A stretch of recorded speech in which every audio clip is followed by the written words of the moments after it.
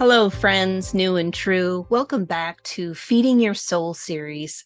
I want to unpack a little bit more about frequency by observing our thoughts. You see, our minds are amazing and we can imagine anything. Our thoughts are what guide us and what feeds us. So, how can we become more aware of what thoughts are feeding our souls? And which ones are shutting it down? The challenge is we cannot see the physical brain or our thoughts because they're not tangible. Mindfulness is what helps us to navigate through the array of thoughts of what's happening there for us. And when we're mindful, you can literally feel what you're thinking by how your body is responding. When we are stuck in a protective mode of fear, anxiety, overwhelm, your body responds. Just even thinking about that, right? Tightness, tension, maybe a knot in your stomach, heaviness upon your shoulders, there's headaches and tension there in your forehead, around your head. Because in that mode, we tend to feel that we are doing life or life is doing us. And the opposite is true. When you feel that you can give yourself permission to be curious, there's a tendency to feel in a less reactionary mode. So you're open, you're love, appreciation, you tend to feel lighter, open, flexible, expansive, because you're in a receptive mode and learning as you're living life. But applying mindfulness, can be a little tricky, right? It seems like it's perfect. Oh, yes, just be mindful. But it is really challenging. Although when you give yourself that space, you can start to witness for yourself how your thoughts are either driving the bus or just popping in and offering advice or opinion. There's a difference there. And it's your choice on how you're relating to your thoughts. If you truly believe in them, or if you can be curious to why they are popping up. What is interesting is how our thoughts attract other thoughts depending on the frequency. They literally feed off of each other, validating and justifying why you're feeling the way you do. So, for the third course of Feeding Your Soul series, I've invited Lacey Boles to discuss how can you become a little more aware of your thoughts and your interaction with them, and how mindfulness can support you on so many levels. Lacey is an amazing individual. I've known her since 2011, and we've just explored and expanded together on our holistic practices, on our journeys, as we've witnessed things and shared things with each other. And that's her unique approach because she promotes mind, body, spirit connection as a sustainable model for personal growth with long-term transformation. It's just not a quick fix. And she does this by offering a wide range of intuitive, energy-based, and healing services by taking a shamanic approach. That way, she helps you to discover your authentic self and cultivate personal power, which is so amazing. So please welcome Lacey Boles. Thank you, Lacey, for being here with us today on Feeding Your Soul series. Thank you so much for having me, April. It's such a pleasure to be here with you. Feels like we've done this so many times, you know? We've had so many It's conversations a and never ending bliss. it's amazing. Yes. And this is why you're the perfect person to be here to share about your experiences with feeding your soul. I mean, you have such a dynamic background. If you could just share with others um, who you are and what you do to support others. Absolutely. So I'm a shamanic practitioner. I started out in 2007 as a massage therapist and doing hands-on work with people through body work, through the physical body. My natural intuitive gifts manifested themselves in really cool ways. Working with people, I was beginning to see and to feel and to know things about them, and especially pertaining to their healing experience.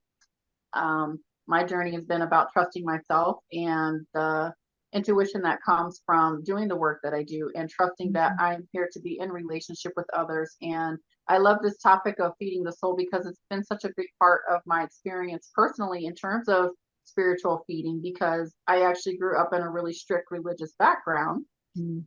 that really kept me in this place of not enoughness. And I call that spiritual anorexia.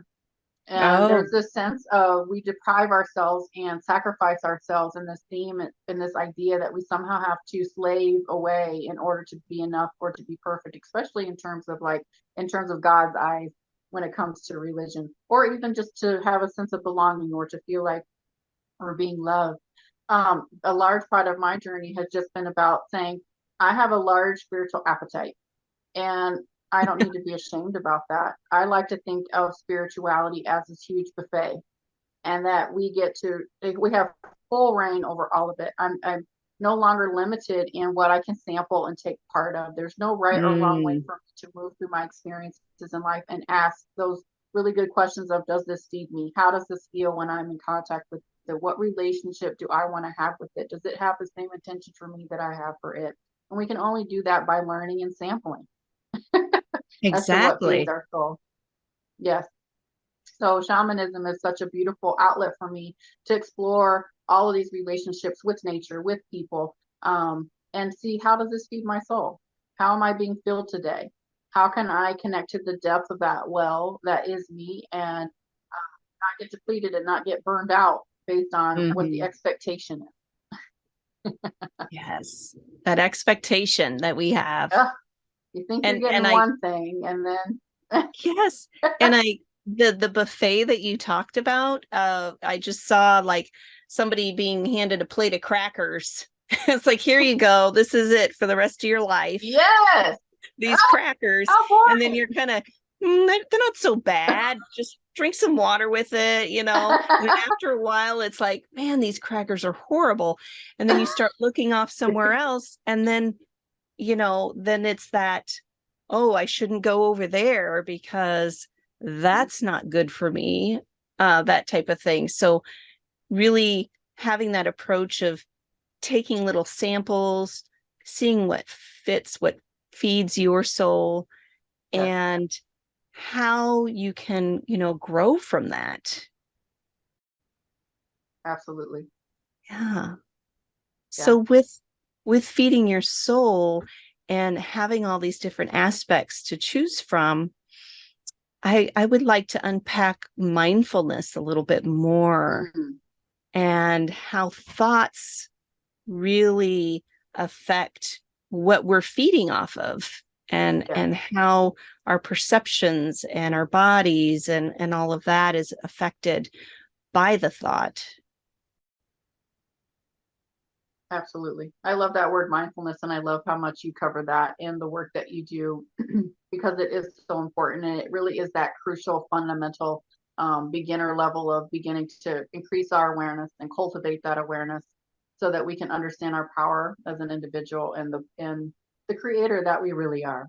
Um, Understanding how thoughts are something we can't control, and Mm, not judging ourselves for being human and having thoughts and experiencing thoughts, recognizing that there's nothing we can do to make thoughts go away and that they're a part of our reality and how we understand our reality.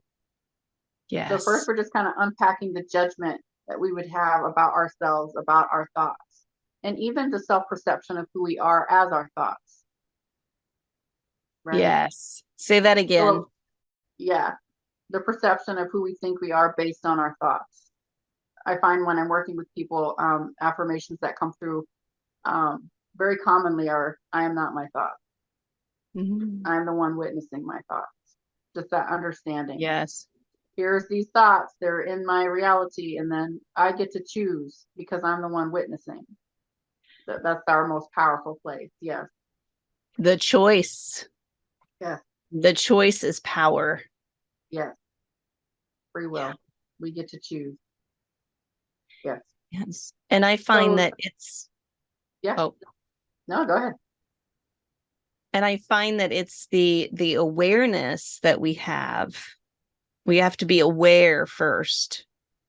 Otherwise, it's just, the ruminating thoughts and things keep happening to us, or all those things, because we're caught in that loop. So bringing awareness to the thought. And do you have any suggestions for our listeners and viewers about how to become more aware of thought patterns? Well, just like we were talking about the mindfulness, I like to take it a step further and recognize that our thoughts are what influence our emotions. And so usually when we're starting to actually feel the reality of our thoughts, it's usually through our emotional states, through our feeling sense, our felt sense. So if you are an empath on any level, you kind of walk through the world and you're essentially absorbing all of this emotional energy around you. Well, that first started out as thoughts. And so when we don't take the time to be mindful of, oh, those are my thoughts, those aren't me, and then we start to bring into the emotional equation, then we're creating from that mental and emotional state. So then we start getting into the heavy hitting where we're feeling trauma, we're feeling woundedness, and we're not feeding our soul on the level of soul. We're only being fed through mental energy of thoughts, and then how that translates into that emotional output. Yes. When you just said that about feeding through the mental, it seems like it just drains it. It drains away your energy so much with that mental focus and that hamster wheel. Right? Just keeps going and going. And it's the same thing and you can't get off. Yeah. Yes. Just, our mind is a beautiful thing. Yeah. And it's a creative thing. It's an imaginative. It's imaginative. But it's always going to work on the level of duality. That's all it knows. I like to think of it as a computer program. It's just a program. It's just computerized. It cannot come to its own conclusions in terms of intuition. It cannot connect to that intelligence that comes from the divine. It doesn't know, and it's okay that it doesn't know. It's not its job to know. And that's where we can kind of, like we talk a lot about that compassion for self, that forgiveness for self. We can recognize, oh, this is my mind, and this is what my mind's designed to do, and I don't have to judge it or resist it anymore. I can accept that this is what my mind does. My mind is made there to be able to bring in thought. Yes. And then to decide what emotional outcome is going to come from that, and how that gets charged into my bubble, my reality of creation, my sphere of attraction gets charged up with that. What's really cool is when we say, okay, I'm the witness in the center witnessing my thought. I'm not my thought. I'm not my mind. I'm the one witnessing. What that does is it creates a gap. This is why mindfulness is so important. This is why presence is so important, because you create a gap naturally with that detachment. When you create a gap and space in between you and your thoughts, and you can recognize, these are my thoughts, these are not me, I'm experiencing my thoughts. What happens in that gap is you create room for spontaneous revelation. When you create a gap, you can't control how the divine will come through in its level of intelligence and understanding.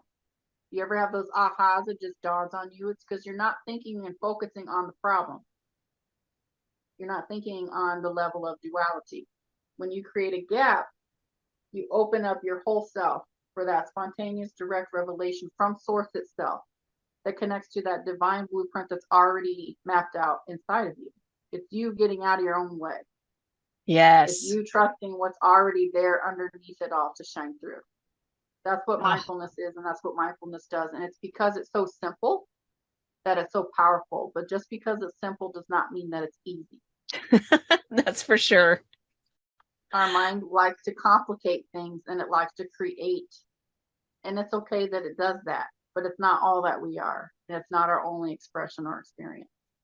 So spirituality, feeding our soul, shows us we can feed other parts of us, not just the mind, and not just be coming from this very feast or famine state of mind. There's something deeper. There's something more intense. There's something more whole than just the mind. Exactly. And that's all within in the whole self. Yes. And when we approach mindfulness with open curiosity of, oh, I wonder about whatever it is versus the worry, then that opens us a little bit more, helps to crack that door open. Create the gap. Yes. Mm-hmm. And I like to think of that gap as like a buffer. So our mind, when it's overwhelmed, it's a lot of stimulus. If you think about it every day, you're moving through a lot of stimulation. And so if all you're used to is stimulation, the moment you don't have stimulation and you are identifying with your mind and just the constant stimulation, you don't know who you are in silence. You don't know who you are in the quiet. You haven't identified with yourself as beyond just your mind. So when we create that gap, I like to think of it as it's like we're creating a membrane, an insulation around our system so that nervous system isn't constantly firing, stimulus. We can give it a pause. We can insulate those nerve endings, if you will. We can create a membrane between us and the information and have that pause, that quietness, that stillness, right? Yes. That's We when don't know what healing. will come from that. And the Yeah. healing comes from that. Yes. Mm-hmm. Alignment comes from that. Integration comes from that. That's us feeding our soul. Silence feeds our soul very well. Nature feeds our soul very well. Deep conversations with friends fill our soul. These are all things that feed us. And it's not on the level of just mind. Hugging Yes. someone that you haven't seen in a long time. Healing that wound from your past, that feeds your soul. Doing things in celebration and joy and expression is feed your soul. Honoring your purity and your innocence feeds your soul. Choosing to see your divine reflection feeds your soul. Giving yourself permission to be who you are feeds your soul. Knowing that you're worthy feeds your soul. Being around others who also reflect your worthiness back to you and respect your boundaries feeds your soul. These are all things that feed you on a deeper level. And when you're fed on that level, you can't go back. Yeah. You cannot go back. And when there is a little wonkiness, you'll recognize it. Like it's like you can feel it. Very obvious.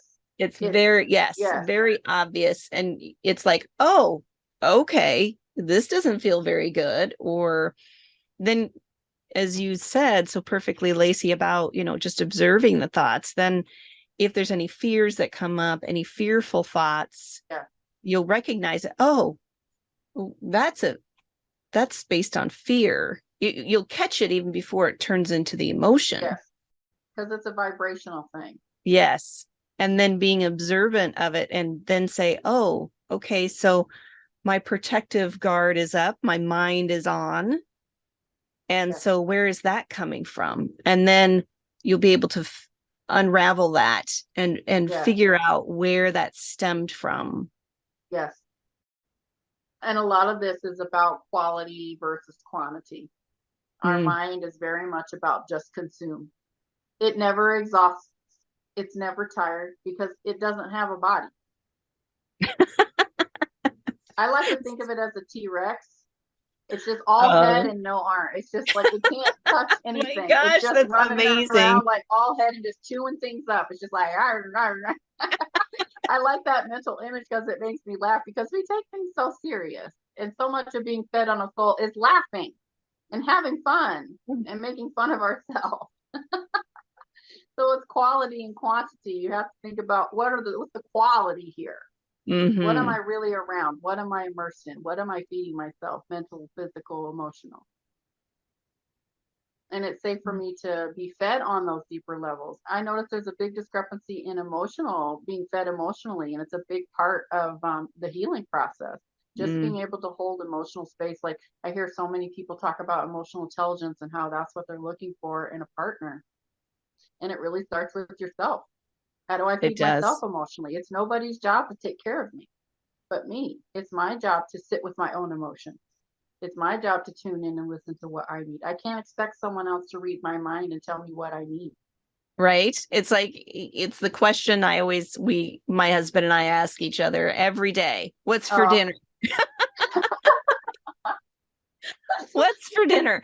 And then he'll throw out something that sounds good to him. And then I'll be like, I don't, he can just tell. And he's like, well, then you choose. And then I'll say some things like, oh, we had chicken yesterday. And, or, it's just funny. So it's like everybody's different and what's feeding their soul, what feels good to them, what it is that you're craving on a healthy level.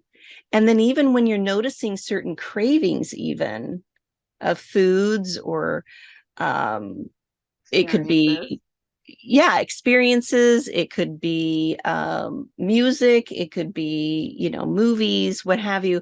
That's all resonating with you because we're all energy. These thoughts are energy, and Yes, so it's aligning with whatever state you're in right now. And again, as I always say, it's not good or bad.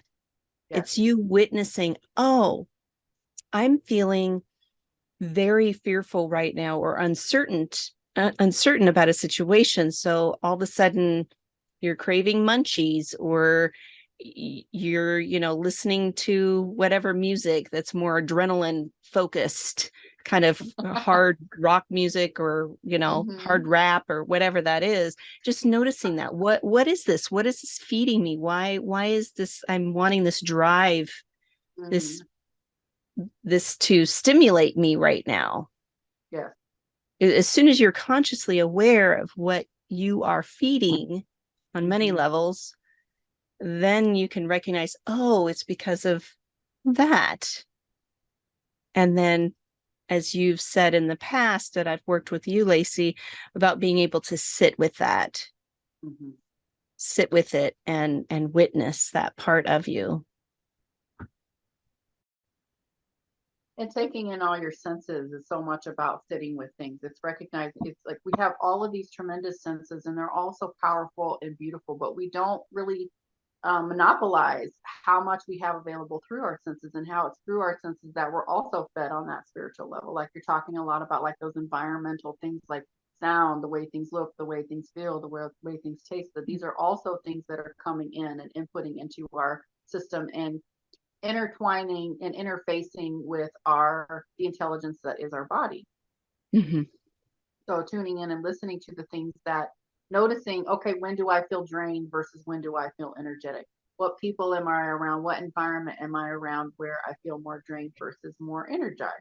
Am I giving myself enough balance between my action and my rest? Because that's about feeding our soul through balance and Mm-hmm. understanding that everything already has its natural balance. And so if I can be mindful, like we talked about earlier, if I can be in that space of, oh, I'm not my thoughts and I'm tuning into what I need in order to feel balanced in this moment, maybe what I'm hungry for is not food. Maybe what I'm hungry for is, a really good documentary that's going to inspire me and feed me on a creative level because I haven't been creative. It's just been slushy. Then we get back into Yes. quality versus quantity in terms of the content that we're bringing in. But our environment is constantly feeding us stimulus. We're constantly absorbing from our environment information, constantly moving it in, moving it out. We're always in relationship. So it's our job to be that primal, that first person that is paying attention, that is being mindful, because nobody else can do that for us. We have to be the one to say, what am I being fed? How am I being fed? Mm-hmm. Is this healthy for me? Is this bringing me into a state of balance and integration into wholeness? Does it reflect my wholeness back to me? And if we can Yes. answer no, then we've learned something and we can make a choice in our power based on that as to how to move forward. A Yes. lot And of times we're growing up, we're modeled very unhealthy behaviors. And so we mm-hmm. don't know any different. So that idea, like when we're searching for comfort, say through food, when we're searching through comfort through relationships that maybe aren't healthy for us, but we just want that person so that we don't feel alone. That's what was modeled for us. And so that's all we know. And we can have that compassion for ourselves and recognize this is what I'm really looking for. I want a true, authentic interaction, but I'm not getting it. This doesn't feed my soul. It actually drains me. It's the illusion. It's an addiction. It's a codependency now. And those are really hard to stop and really look at and say, oh, I'm getting quality or quantity over quantity here. Yes. And then, really paying attention to how you're feeling Yes. in those moments too. Or it's the behavior of, oh, I'm obligated to hang out with these people. Yep. And this is just my experience, Yes. shifting from not drinking. Well, I'm a social drinker, but it's like I have one little glass and it lasts me all night long. Yep. But, going to those social situations and people in bars and, it's just constant, buy another round. And, having fun that served me in my youth. Yeah, I had a lot of fun. That was great. Although now I'm more aware and very, I want to say kind of not protective, but wanting to make sure that my energy, that my stability, that my intentions are true. You knew how to Yeah. boundaries to keep Healthy yourself boundaries. safe. Thank you. It's a big thing. And that's Yeah. emotional. Yeah. Yes. So this is not, and then I would feel drained. I would be in those, I felt like I had to be obligated to go do whatever it is. And then I would come back and be drained and then ask, well, why did I even do that? What is this? Why am I feeling obligated to do these things when it doesn't even serve me any longer? It served me in the past and that's great. But now I'm a different person. I've done work and I've reflected and putting the mindfulness really in the forefront. Yes. And then being more observant of what's happening for me as I am standing in my truth and authentic self. Yes, a lot to celebrate. That's why I'm here with you today, people, on this podcast. Yes. I love that you brought up that example because I find it's actually a pretty big theme, especially among women where we grow up being taught through the demonstration of our parents from our environment that in order for us to have worth and value, we have to be doing for others. We have to kind of create this performance and this mask and this kind of face of happy and showing up and being obedient and behaving. And we have to show up for others in order for our worth or value to kick in. And so what happens is that we're feeding ourselves this story on an emotional level that we need to be needed. And so we show up in places where we think we need to be needed, but really that's just feeding the shadow. That's just feeding the mask, the performer that we think we need to be. And so these are those deeper questions where you really have to feel safe enough to commit to that path of the shadow and say, okay, I'm willing to see the truth behind this. I want to feed my soul on a deeper level, but first it means I have to uncover the dysfunction and the poison and the toxicity that I've taken on from my environment because that's all I knew. And we're not doing this with judgment. We're doing it very much like we said, there's no right or wrong way for us to discover our healing path. So I love that example of understanding we can create safe boundaries for ourselves and teach others and demonstrate to others how to respect those boundaries, because then that is feeding ourselves. One of my favorite things to tell people when this part of their journey, when they feel so much guilt or shame about saying no to others, when that program and that principle that their mind has been feeding them for so long and has been keeping them alive is, I like to say, when you say no to what you don't want, it's the same as saying yes to what you do want. And so giving someone permission to just say, no, that's a no for me. We're opening up the space to say yes to the things that we want to say yes to, but we wouldn't know they were there because so much of our time and energy was dedicated with the taking care of other people, showing up for other people. You see the difference there. So we have to be the one there the Notre Dame that's like deciding who's going to be seated at the table or where we're going to get fed first. We have to be the one to decide and create that boundary first, because that's Yes. how we truly get fed. And that's also, being able to be a little selfish Ooh, of yeah, now we're getting in it. saying, thank you for the invitation, and that's not going to work for me. How about I meet you at a park or a nature trail or, something to where, you can have a really good conversation instead of just being there and all the chaos that ensues in those social environments. That's what I enjoy Yes. is being in nature, going on walks with my friends or meeting at a coffee shop, something more intimate. That's the relationships. That's what I'm mindful about is the intimacy. And I'm not talking about sexual intimacy. I'm talking about the connected intimacy of how you build that relationship with others. It's true, authentic relationships. Absolutely.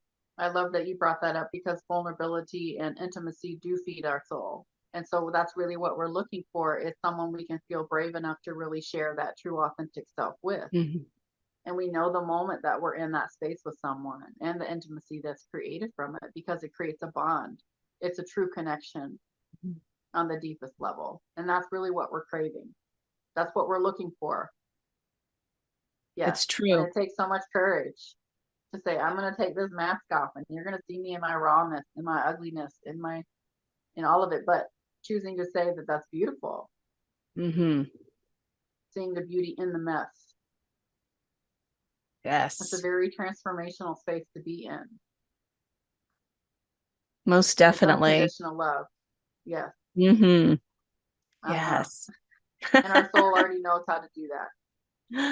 It's getting out of the way of our mind that's trying to distract us from that truth that's already there.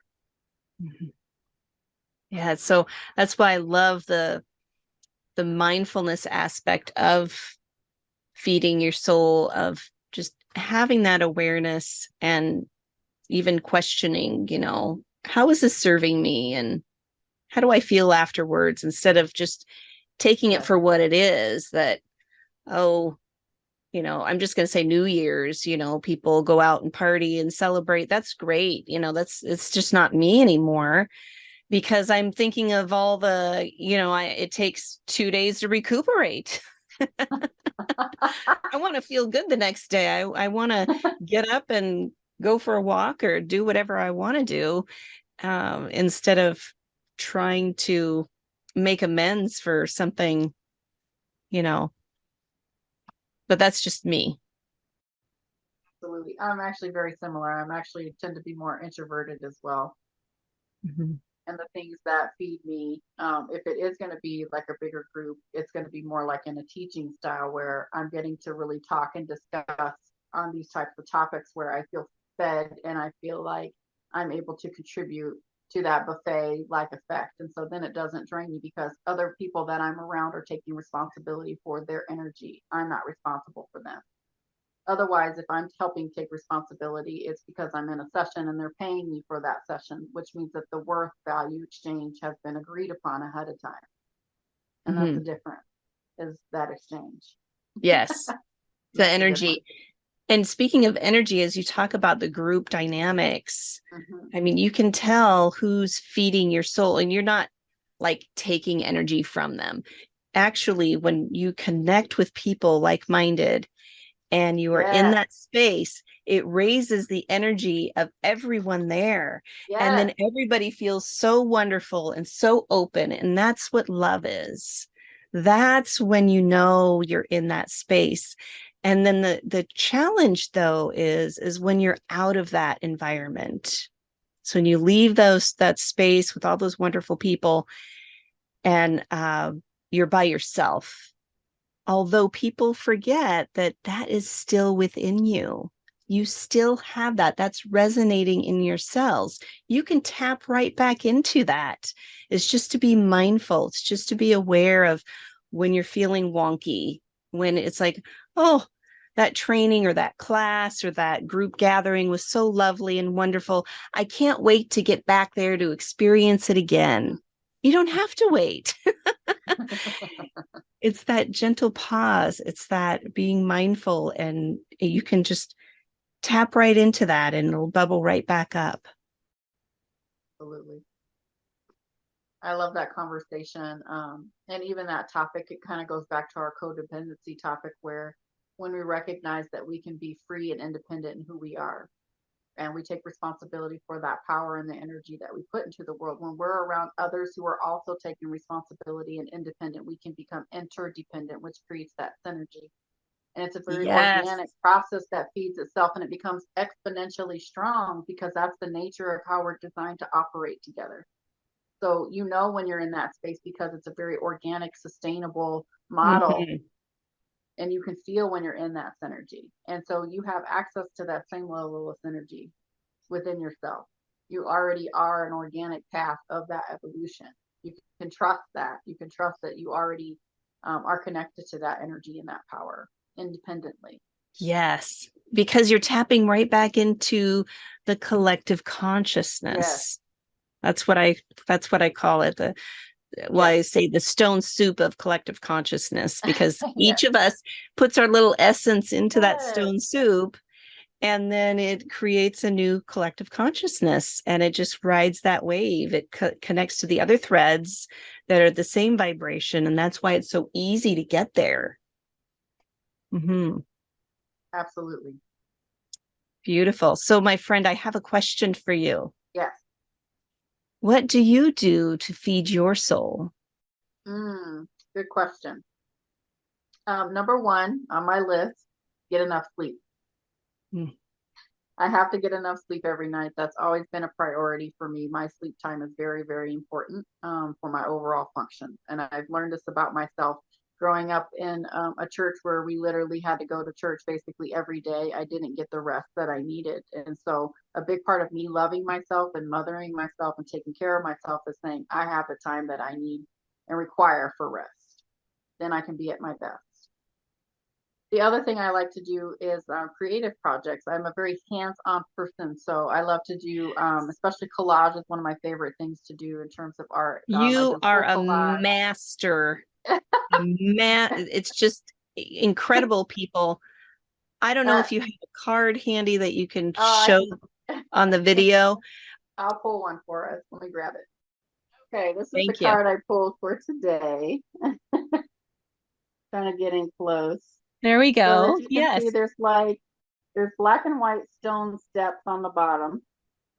Hmm. And then there's like these prayer flags, all the color that's starting to come in. And then at the very top is like the very top of a mountain, like a sanctuary for a temple. And here is a little guru sitting there breathing in the moment. And so this Hmm. card is about transcending the black and white and letting that be the foundation for our pathway and trusting that pathway into color, into evolution, into that temple space. This card is very much about prayer and intention and recognizing that the whole of our experience is also embracing us and praying for us too, as it goes back and forth. That we are always sitting at that axis between black and white and color, between Hmm. that foundation and where we're going. That if we can maintain that center line, that's what creates that bridge between those two worlds. That's what Beautiful. wanted to come through for this, I guess. And those of you who are not familiar with soul collage cards, Lacey literally takes images out of magazines, and she created how many All of it. images? I Yes. mean, how many separate images created that one card? Oh, yeah. Many, many, many. At least Like three four or or four? five for this one. Yeah. Yeah. That's what's fun is that you can put from any background, you can put together and create your own experience. And then you can go do a dialogue with those images with yourself and learn even deeper. That's why it's called soul collages. It's like these images and the way they come together can speak to you about your healing and show you where your wisdom already is on the inside of you through creation. That's what I love about doing creative projects like that, is that nowhere else can that image be created but by me and the way that my perception wanted to put them together. That's what's so beautiful and revealing about it too.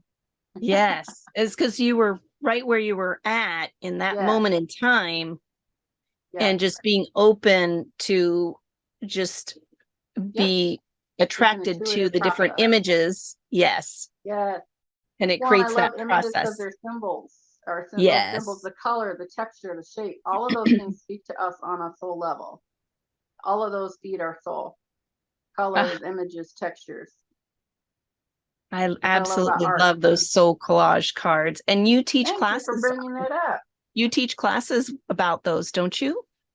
Yes, I do. I'm not an official soul collage facilitator, but I can't call it that because I haven't done the training. But I'm here to tell you I've done the work myself, and so I can do it's like similar to that.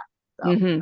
but yes, and I do know an actual official soul collage person, which would be our friend, our mutual friend Joy Johnson. She's a facilitator. She's the one that introduced me to it and basically said, "You're already doing this, Lacey." Yes. I'm like, And I you know think what? You're right. I know how to do this. and just you saying that, a lot of people, they don't take credit themselves. Mhm. Just like you said, I'm not an official. Yeah, it's Hello, more of a legal thing, you've been doing it. You're not going I to call have, it a soul collage thing, but but it is.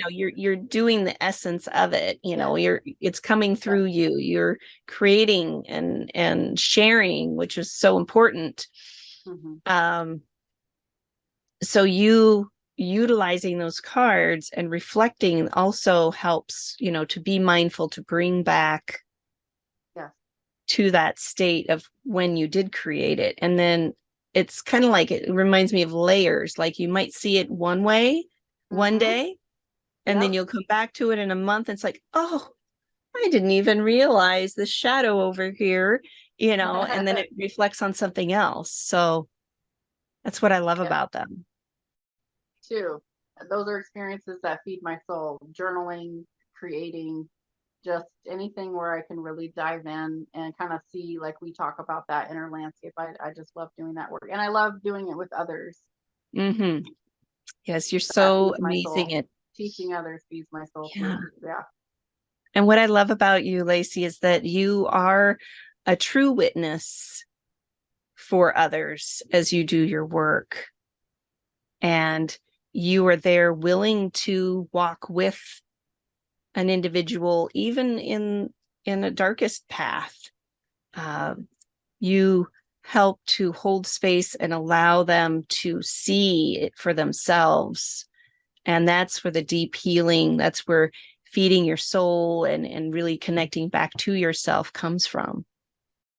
Yes. I very much Beautiful. believe that us learning how to feed ourselves teaches and demonstrates for others and embodies that wisdom to teach others how to feed themselves. If Hmm. anything I can do to share from my journey to teach you how to feed yourself, that's so powerful and important. And I give thanks to those that I've learned from on my journey that taught me and held that space for me too, that said, this is how you feed yourself. This is how you do it. Let me demonstrate it for you. Let me show up in that space.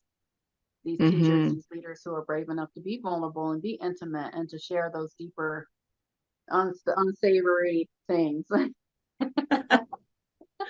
And we're all human. It's part of the experience, but that's also us going through it Yes, and witnessing those parts, yes, um, and knowing that, we're not perfect, and that's okay. no. Well, and I think for me, the biggest thing is the woundedness for me was just not being ashamed of my hunger. Mm, I'm hungry for life. I'm hungry for all of it. It's like I just want it, and it's like if I can give someone permission to just say it's okay to be hungry for all of that, and to say these things are not feeding me, these things deplete me, but these are the things that bring me closer to my joy and my happiness and my celebration. Just that distinction is huge. Just saying mm. I'm hungry for more experiences, and it's safe for me to want more. It's safe for me to want more than I'm Yes. currently experiencing. I have said that to myself through affirmation and journaling many times. I want more than I'm currently experiencing. It's safe for me to be hungry and to want more. Quality versus quantity. Yeah, and really savoring it and being in the Mm-hmm. moment with whatever you're Yes, doing. honoring it as it's happening, Hmm. registering through mindfulness in our bodies and physicality that this is happening. Yes. Yes.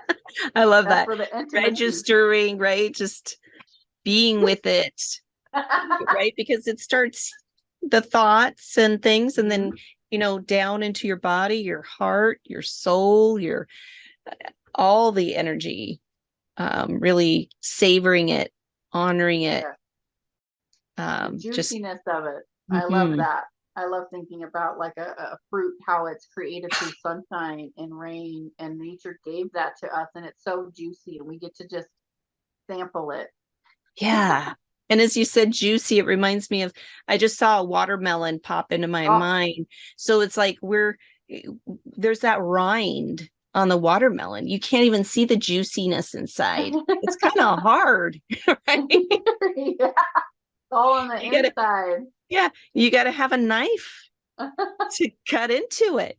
And then it kind Yeah. of makes that, if it's a really good watermelon and it's ripe, it kind of cracks. It makes that Oh, crack sound when it opens.